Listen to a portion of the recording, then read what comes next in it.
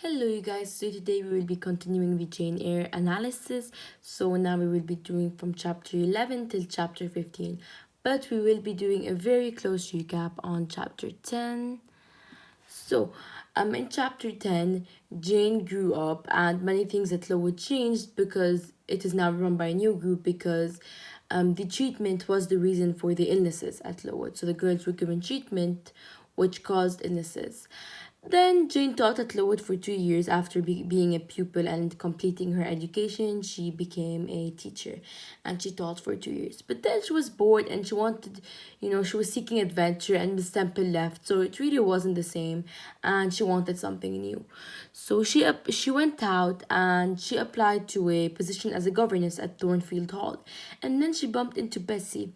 And then Bessie tells her about her marriage to the coach, and now Bessie has two children, a boy named Bobby and a girl, and she called the girl Jane.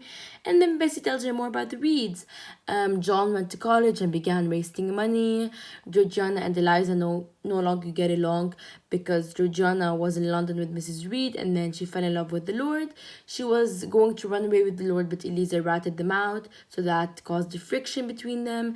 And Mrs. Reed is currently very disappointed because John is wasting money at college. And when Jane's uncle went to Gateshead to take her with him to an island, Mrs. Reed told him that Jane was gone. So that was the recap on chapter 10. If you want to see the other recaps, then watch the previous video. Now, chapter 11. So now Jane was on her way to Thornfield Hall to begin her job as a governess. But the driver was late, so that made Jane late to Thornfield. And then Mrs. Fairfax was waiting for her. And Jane thought that Mrs. Fairfax was going to be like Mrs. Reed, but Mrs. Fairfax was actually the opposite. She was very kind and she was welcoming. And turns out Mrs. Fairfax was not the owner of the house, she was just the housekeeper. And the owner of the house was actually a man named Mr. Rochester, and he traveled a lot, that's why he wasn't present at the moment. And Jane's student was an 8-year-old girl named Adele. French was her first language, but she spoke English too. Jane asks Mrs. Fairfax if she likes Mr. Rochester, and Mrs. Fairfax gives her a really simple answer, which is that she has no reason not to like Mr. Rochester. Later that night, Jane hears laughter, but Mrs. Fairfax tells her it was Grace Poole, a seamstress. So now we are being introduced to the gothic atmosphere of Thornfield and the weird laughing noises. Now, chapter 12. Jane was pleased with her life at Thornfield. She had gotten used to Adele and they grew to be fond of each other. So Jane was pleased, she was happy, she liked Adele. Adele was making reasonable progress. She wasn't an extraordinary student, but she was good. A little bit spoiled though. One night while Jane was watching the moon rise, she perceived a horse approaching it. It reminds her of one of Bessie's tales. It was a spirit named Gaytrash. Then the horse falls and the master of the horse falls. Jane rushes to help the man. Once she arrives to help the man, she helps him as much as she can. Luckily, the man didn't have any severe damages, he just sprained his ankle. Jane goes back home only to find out that the man she helped was Mr. Rochester, who was her boss. So basically what happened is that in this chapter we learned that Jane and Bessie were really close and they did share a lot of things together, and Bessie was basically Jane's only support system, you can say, at Thornfield. Even though she wasn't a huge support system, she was probably the only good thing about Gateshead and Jane's early childhood. And then we learned that Jane is a very helpful person because she always wanted to help people and she rushed out to help that man. And then that man was actually her boss, Mr. Rochester. Chapter 13.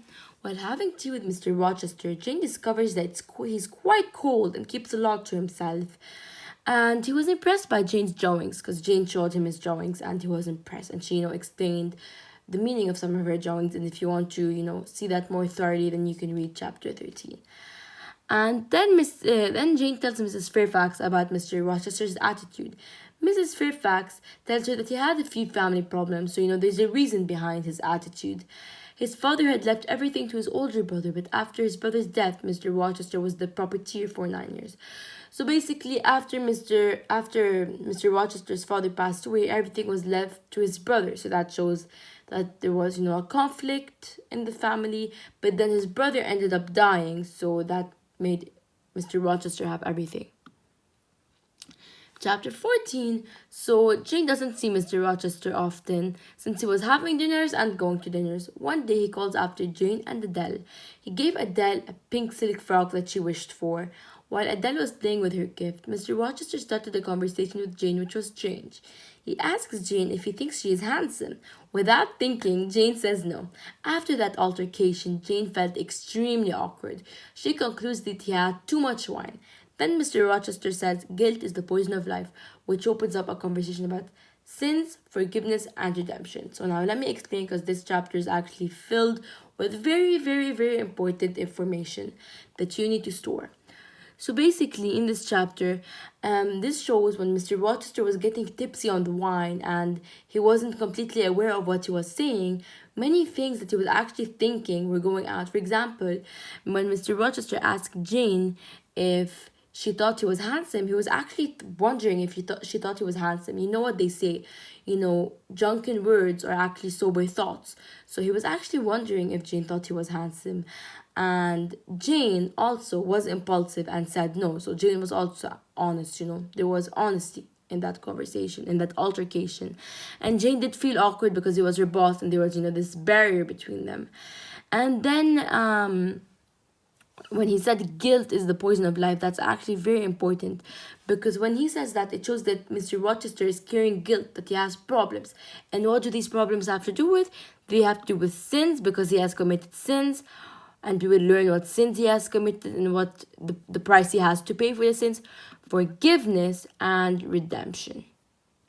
Now, chapter 15. So, chapter 15, we learn more about the background, about Adele's mother, and things that happen in Rochester's life.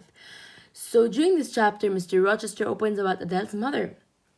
Her name is Celine Barons. She was a French singer and dancer. Her and Mr. Rochester were having an affair. So, the affair is the sin. It ended the night Mr. Rochester found out that she was engaged to another man. After that night, he left her and shot her fiancé on the arm. Celine claimed that Adele was his daughter, even though she does not share any resemblance with Mr. Rochester. Yet he took Adele after her mother abandoned her. That way she can be cared for properly. So basically what this shows is that even though Mr. Rochester does not have complete proof or evidence that Adele is his daughter, he still did take care of her because it wasn't his responsibility if she wasn't his daughter, but he was still kind enough to take her. And he did care about her, he was a good person. At 4 a.m., Jane began to hear voices that frightened her. And then she wasn't sure if she was going to go check out these voices because if she went to check out these voices, then she would put herself in danger. But in the end, she finally got the courage to leave the room. When she did, she saw smoke coming out of Mr. Rochester's room. She threw water on Mr. Rochester so he can finally wake up. He thanks Jane for saving his life, and strange energy was in his voice. He tells Jane not to mention what occurred and went to sleep on the couch at the library. So the fact that he tells Jane not to mention what occurred means that there's really something weird going on at Thornfield. From the laughter to the fire, all these mysterious things. So there's something weird, and that weird thing is causing the Gothic atmosphere. And that Gothic atmosphere is the author's style of writing. So this is it for chapter 15. And thank you guys for watching. And if you have any questions, please comment down in the comments so I can answer. Thank you so much, guys. And please subscribe if you like these videos so I can continue to give you really good quality videos. Thank you, guys, and bye.